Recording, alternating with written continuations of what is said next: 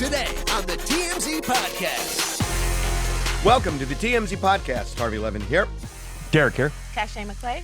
So, we're going to start with this crazy story. We got this video that's just so graphic, brutal, of this the Onlyfans model, an Instagram model who is basically covered in blood.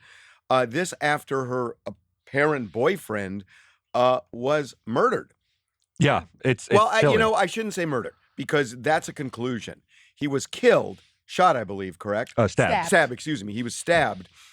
It may not be murder if it's self-defense, and we don't know what it is. That's right. I mean, it's a chilling video. You see the aftermath of it. Obviously, you don't see the incident, but she is covered in blood. She's wearing a black sort of sports bra, which we have since found out was the outfit she was wearing previously in the day because she is active on social media. She did a video where she was just talking to her fans in the same sort of outfit. That's how it was put together. Now, the attorney for Christian Ambuselli, who was the man who was killed during this incident. Well, he doesn't have an attorney. I think. Oh, sorry. He doesn't have an attorney. The victim's family. Folks, I just want to explain that you no longer get representation. Now that there is another justice on the U.S. Supreme Court from Harvard, we should just say you don't always have to be brilliant to go to Harvard. So go on, Derek. That's right. Anyway, the family of the victim does have counsel and says it is this woman, Courtney Taylor, who is an Instagram model, as Harvey said. She's also in a G-Eazy music video. She's a pretty big deal. Now, we don't know the circumstances of this because this woman was placed on a psychiatric hold, and the details from the incident are she was not arrested. public yet. She was arrested and then placed on the Because psychiatric they said hold. she said she threatened to kill herself. Right. So, She was arrested, taken to the station, threatened to kill herself, and then placed on a psychiatric hold. We don't know how that's going to come out because usually these psychiatric holds are 3 days max, and then they're going to have to make a decision. Do we charge her with? This appears to be some domestic violence kind of thing. It does. That's what the police were called out for, a domestic violence incident. But you're right. A lot remains to be seen because when you're put on a psych hold, there's self-defense that could come up. There's temporary insanity. All sorts of defenses can come into play for Courtney that we don't know how this will play out. We do know the cops were called. It was domestic violence of some sort, and a man ended up So killed. she has not yet been charged. We don't know if she will be charged. She could be charged with murder. And, if she's charged with murder, she could make an insanity defense. She could make a self-defense defense. Or, they may not charge her because they may say it was self-defense. We don't know what they're going to say. and the human side of this is just completely heartbreaking and disturbing. Like if you go to her Instagram, the couple were seen together a lot. They were more so lovey-dovey, and now just this video is going to be, the last video people are seeing. It shows you the difference between the social media image of a relationship versus the reality. I mean, this is as stark as it gets. Obviously, it's not usually this different, but yeah, just a tragic You can scene. go to TMZ.com. You can see this whole video, but it is just, oh, man, I'll tell you. Okay. Huge event last night in Hollywood. The Kardashians basically took over a portion of Hollywood. They closed some of the streets down for the premiere of their Hulu show. And pretty much all of them showed up, except Kendall, which is interesting. But all the guys But showed her tequila was there. All the guys showed up. Travis Barker showed up. Pete Davidson showed up. Scott Disick showed up. Kanye did not show up. Of course. But I'm sure Kanye will be featured in the show.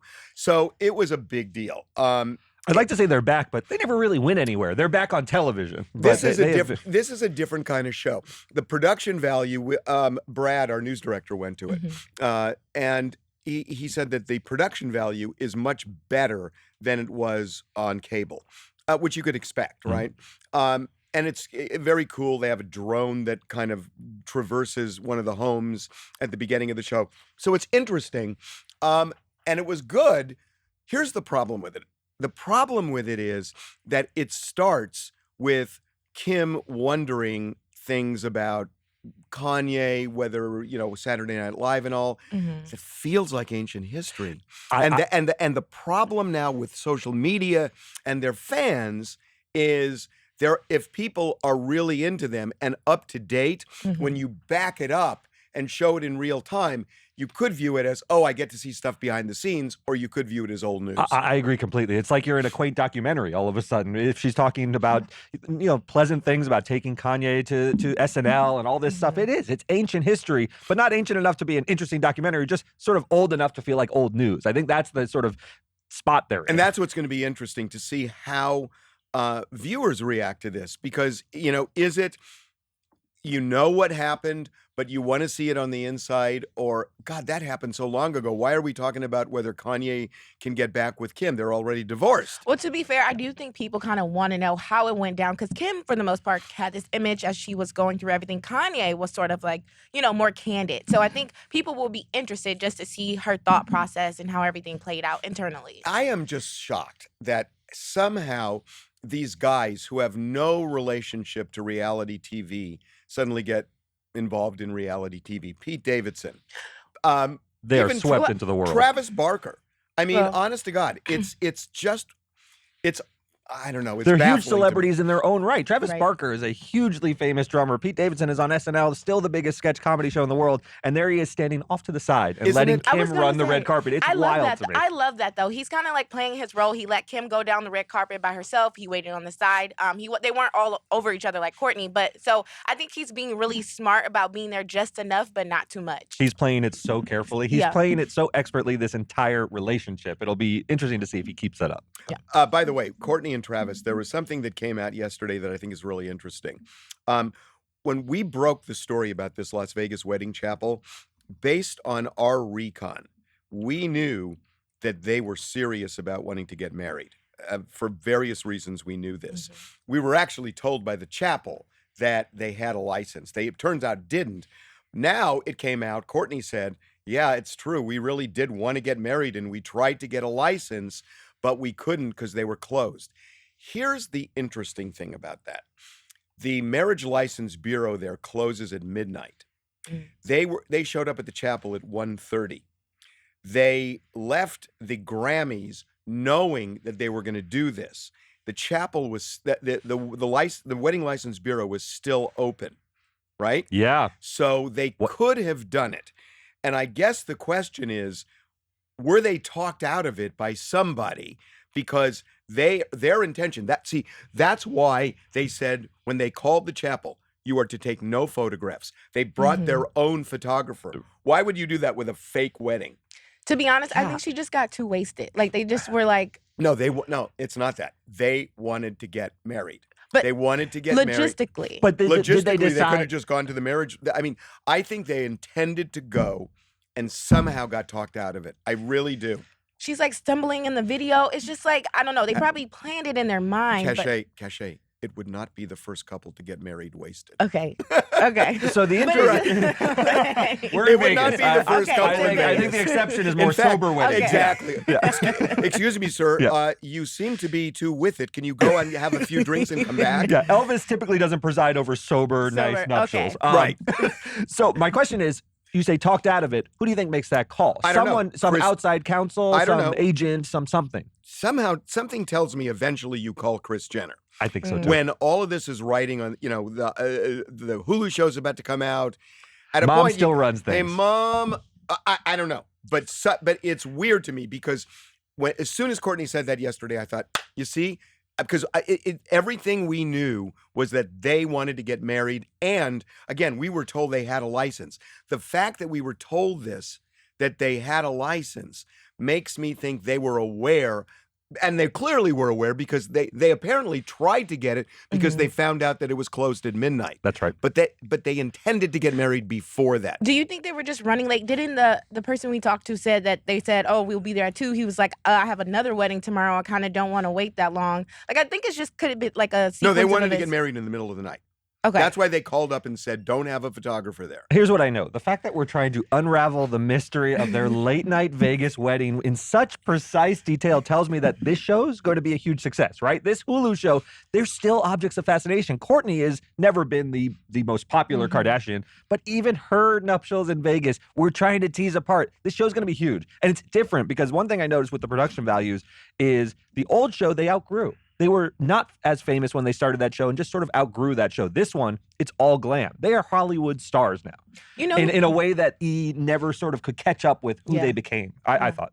And like you said, Courtney is now like the big name now, but like Kylie, she seems to be taking the backdrop. Obviously, she was pregnant probably for the most part and having a kid. But I am interested to see more and hear more from her because she's been more quiet on social media and in general. She's the enigma. Yeah. Kylie, you're talking about? Or sorry, yeah, Kylie. Yeah, I agree. Are you I'm are most you- fascinated by her. Are you going to watch? I will watch this one. Are you going to watch? I I think so, yeah. We've been hearing so much about them. I feel like we have to watch. Okay. I feel like if we don't watch Harvey, you'll be very upset. Yeah. We have to at least give it a shot. Okay. I'll watch Bill Maher. You call me and tell me what happened. Okay. Billy Bush. So I think this is such an interesting Will Smith angle that, everybody's saying Will Smith's canceled. Will Smith's never coming back.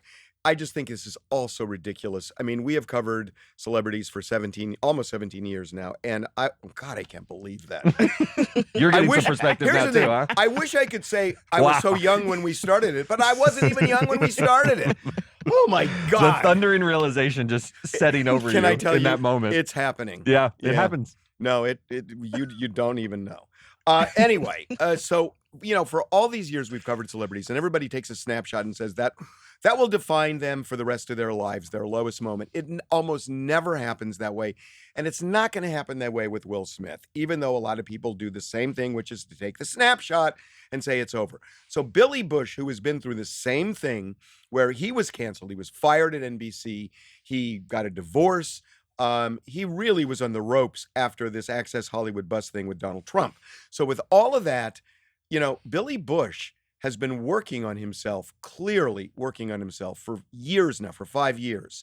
And we got him out. We found him actually in Beverly Hills at Judy's Deli, which is right by his therapist's office, which he told us about. And he said, I'm going to my therapist, which is great. And he had some advice for Will Smith.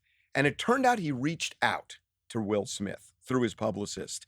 And what he said, I thought, was really interesting. There's some talk that, he might be done in Hollywood forever and never Crazy. land another role. Crazy. That's crazy. It's ridiculous. One moment does not define your life, even one as bad as that. He snapped. I can't believe it. I don't think that guy's hurting enough. He's hurting. So I just don't want to see anyone unnecessarily pile on the guy. Leave him alone. I reached out to a publicist and I said, listen, there's a wonderful book. I want to send him. It's called The Daily Stoic. I'd like everyone to pick it up. The Daily Stoic. It's a great book. It's about what was true 2,000 years ago is true today. We're all wired a certain way. Some things happen. How do we respond? Everyone you can't deserves a control second events. chance. You can't control events. You can only control how you react to them. You're right. I think that's so, I am as interested in Billy Bush as I am Will Smith in this. Yeah, you know what he offered was perspective. The snapshot, the burning intensity of the news cycle is intense. Look at Will Smith went through it. It's all anyone talked about for over a week, right? But the arc of life is long, and he's much more thoughtful about it. But that moment with the Access Hollywood video was intense for him, and everything fell apart all at once. And now he's come through. He's really come out the other side. He's obviously worked a lot on himself, and he knows that life is not a moment. Life is life. Yeah, and I couldn't agree more. I think Will Smith, like we said last time, he's a good guy. He made a bad decision, bad mistake, and I think he'll come back from this. I mean, he has a lot of good cushion to fall back on. His track record is pretty much clean, and I think it just matters how he comes back from this. He could be even more beloved and to show people you can make a mistake and come back from it. Here's the problem I have with this. You can come back from, who is telling him to go away? Because somebody, hold on, I'm making a point here. Somebody is telling him to go away for us to be having a discussion of him coming back. So who is telling Will Smith he needs to go away? There are a lot of people. Who? I mean, I'm not asking for an individual. Where is it coming from? Social is it media coming mob. from? Yes. Yeah. A very loud minority of people. Why are Yes. we listening to them still? Why are we listening to these crazies? And I'm not saying they're wrong on this, but it's like this mob, cancel him, cancel him, cancel him, cancel him. It's like, why are we letting these people control America? Because they are controlling America. Oh, yeah. Because that's why Netflix put his movie on pause. Because they're so fucking scared of the mob going after the production company or the network for, because you didn't listen to us. You didn't cancel him. Why are we listening to a mob? I think the concern is that the mob, which is a small vocal minority, let's call them on Twitter, the Twitter mob, if you don't listen to their demands, they worry that the mob will proliferate and that the mob will gather steam if they make decisions that the mob has called out. God help this country if that happens. Yeah, I think it does, though, pretty often. Like, people group together and they say, we're not going to go to Disney. We're not going to watch Netflix. We're not going to do this. And it works. But you know what? Here's the thing about that. because the mob is on both sides, both extremes, the Yes. left and the right. Yes. And the funny thing about that is that when you look at the left reacting to the Marjorie Taylor Greens to say, go away and all this, the left is not afraid to say that. And frankly, she's crazy. Yeah. And so And the right I reacting to the get it. AOCs. And the left can understand doing that to the right, and the right can understand doing that to the left, but neither can understand the other doing it to them. Well, And that's the weird part about this. And you're right. We shouldn't be, I guess, succumb to a mob. But I do think accountability is fair. Like when someone makes a mistake or says something. But who makes that decision? Who's the one that judges that? I think the general population is fair to have a consensus that something is But there's wrong. no general population vote. What I'm saying is this is a megaphone on Twitter. Yeah. For this case. For all cases. That's what America has become. But- It's like, who's getting canceled today? Who's Well, going it's to like get... holding people accountable is a little different than being canceled. And I'm not talking Cachet, about Will when you Smith. talk about holding accountable, some of the things that the mob wants to hold people accountable Right. for are fucking ridiculous. I agree with that. And I don't think that's true in this case. I'm just saying the reason why people sort of voice their opinion on social media sometimes is to hold people accountable or just sort of make sure that they keep checks and balances. I'm not saying it's right, but that is the idea behind it. And But- in this but- case, it's pretty obnoxious. I think it's a terrible The big idea. question is, you're right. The megaphones are I don't on know the, why I'm so triggered No, by this. I like it. The big question is the megaphones are on the right and the hard right and the hard left. And then there's the silent majority right in the middle. But where do they stand? I'm not sure. And it's really true. And what I hate about the Yeah. silent majority is that I believe. Speak up. No, I believe in that. But the problem is it emanates from Richard Nixon. It sure and, does. And I can't stand that. And when part. you hear it from me, I know, but it's true. I mean, there is most of the country is in the middle left, middle right. And the extremes have just taken over, and it's not reflecting what most people believe. True. Yet the companies that make these decisions listen to the extremes and not the majority, not the middle. And they have empowered the extremes to be more extreme. Yeah. And I think that as that continues to happen, this country is going to be more and more in a mess. literally torn apart. I mean, that's what is even- happening. The fabric of our cohesiveness as a country is torn apart. So anyway, Yeah. but Billy Bush, look, good for him Yeah. that he has worked on himself.